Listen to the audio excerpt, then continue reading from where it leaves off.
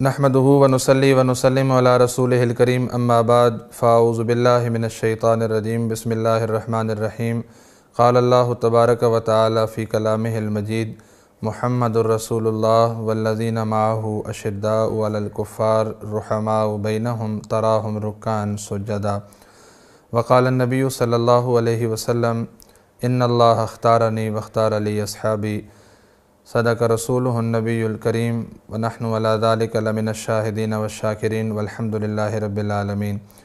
قابل صد اکرام و تکریم سامعین ذی وقار، اللہ رب العزت نے اپنی لا ریب اور بے عیب کتاب میں آیت ختم نبوت ما کان محمد نبا احد من رجالکم ولکن رسول اللہ و خاتم النبیین، اس میں انتہائی واضح اور صریح انداز میں یہ بیان فرما دیا ہے کہ امام الانبیاء صلی اللہ علیہ وسلم اللہ کے آخری نبی اور رسول ہیں۔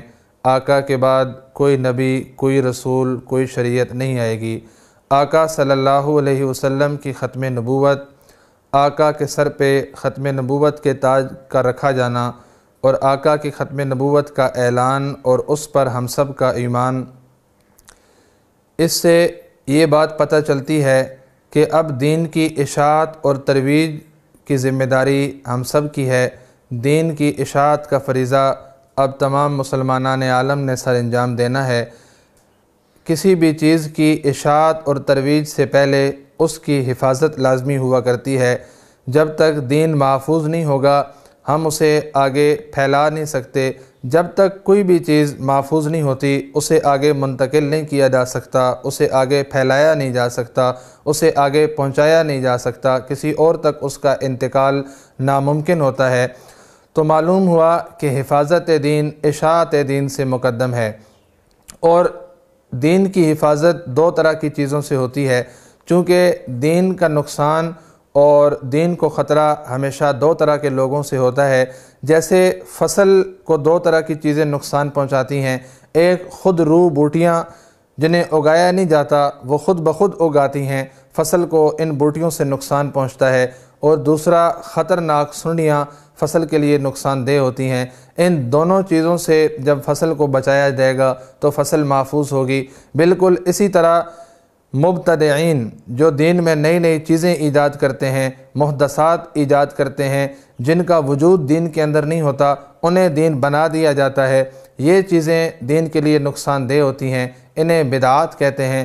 اور دوسری چیزیں جو دین کے لیے نقصان دہ ہیں، دوسری قسم کے لوگ جو دین کے لیے نقصان دہ ہیں وہ ملحدین ہیں، جو دین کی چیزیں، دین کے اندر کی چیزیں کاٹ کاٹ کر دین سے باہر پھینکتے ہیں، دین سے باہر نکالتے ہیں۔ یہ بھی دین نہیں ہے، یہ بھی دین نہیں ہے، یہ بھی دین نہیں ہے، یہ کہہ کر دین کے اندر کی چیزیں باہر نکال دیتے ہیں۔ تو معلوم ہوا غیر دین کو دین بنانا یہ بھی دین کے لیے نقصان دہ ہے، اور دین کو غیر دین بنانا یہ بھی دین کے لیے نقصان دہ ہے، اسلام کے لیے نقصان دہ ہے۔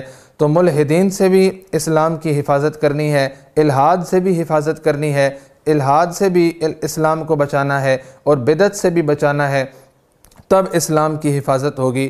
ہمارے حضرت حیدری شہید رحمۃ اللہ تعالی علیہ الحاد اور بدعت دونوں سے بچنے کا ایک زبردست طریقہ ارشاد فرمایا کرتے تھے۔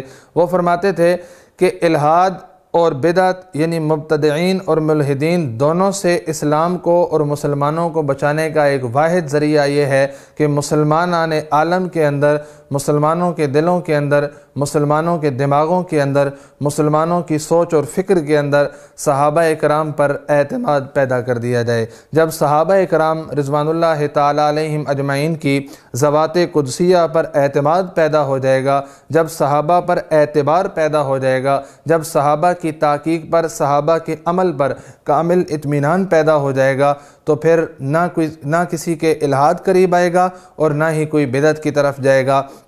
تو فرمایا صحابہ اکرام پر اعتماد پیدا کر دیں۔ اگر صحابہ اکرام پر اعتماد پیدا ہو جائے تو ظاہر ہے مسلمان ہر انسان اذان صحابہ والی دے گا، نماز صحابہ والی پڑھے گا، تراویح صحابہ والی پڑھے گا، اعمال صحابہ والے کرے گا، اور دینی مسائل میں اعتماد صحابہ پر کرے گا تو صحابہ کے پیچھے چلے گا، پھر نہ الحاد کوئی نقصان پہنچا سکتا ہے مسلمانوں کو، نہ بدعت کوئی نقصان پہنچا سکتی ہے، نہ انتشار پیدا ہو سکتا ہے، نہ خلفشار پیدا ہو سکتا ہے، اور نہ اختلافات کی اور انارکی کی صورتیں پیدا ہو سکتی ہیں۔ ان تمام چیزوں کا ایک ہی حل ہے کہ امت کے اندر صحابہ اکرام پر اعتماد پیدا کر دیا جائے۔ اللہ رب العزت سے دعا ہے کہ وہ ہمیں صحابہ اکرام کی شان، عزت، عظمت اور مقام کو سمجھنے کی توفیق عطا فرمائے اور ان کے نقش قدم پہ چلنے کی توفیق عطا فرمائے اور ان کی ذوات قدسیہ پر کامل اعتبار کی اور کامل اعتماد کی توفیق عطا فرمائے۔ وما علینا الا البلاغ المبین۔